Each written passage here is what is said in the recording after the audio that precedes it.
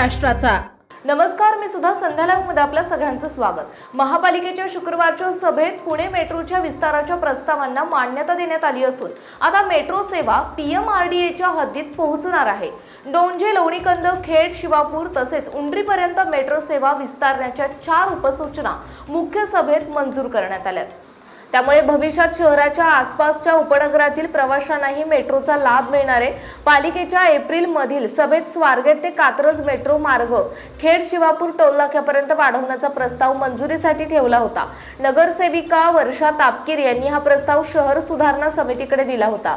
समितीने त्यास मान्यता दिल्यानंतर तो अंतिम मंजुरीसाठी मुख्य सभेपुढे आला आणि सभागृहाने त्यास मंजुरी दिली। याशिवाय स्वारगेट ते खडकवासला मेट्रो मार्गाचा विस्तार डोंजे चौकापर्यंत करावा अशी उपसूचना राष्ट्रवादी काँग्रेसचे शरदचंद्र पवार पक्षाचे गटनेते काका चव्हाण आणि नगरसेविका अनिता इंगळे यांनी मांडली। सिंहगड पानशेत परिसरात शनिवार रविवारी मोठ्या प्रमाणात पर्यटक येत असल्याने या भागासाठी मेट्रोची गरज असल्याचं त्यांनी स्पष्ट केलं। कात्रज ते हिंजवडी मेट्रोचा विस्तार उंडरीपर्यंत करावा अशी स्वतंत्र उपसूचनाही मांडली।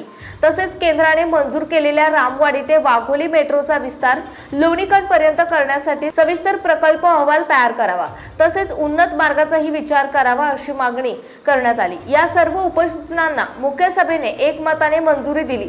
सध्या पुण्यात मेट्रोचे केवळ 2 मार्ग कार्यान्वित आहेत, इतर मार्ग मंजुरीच्या प्रतीक्षेत आहेत।